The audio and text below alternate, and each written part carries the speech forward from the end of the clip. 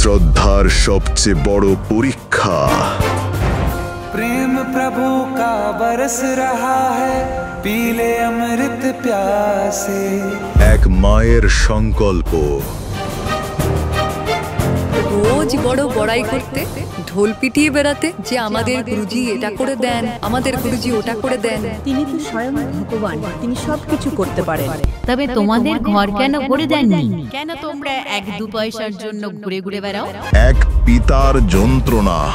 আজ প্রথমবার গুরুজি ছেছেন, আর আমি নিজের গুরুদেবকে ভোজনটুকু করাতে পারছি না। আর এক শিশুর অটুট বিশ্বাস। বাবা, আমার কথা শোনো। যদি তুমি সত্যি আমার বাবা হও, যদি আমি তোমার অংশ হই, তাহলে আজ আমার কথা মানতেই হবে।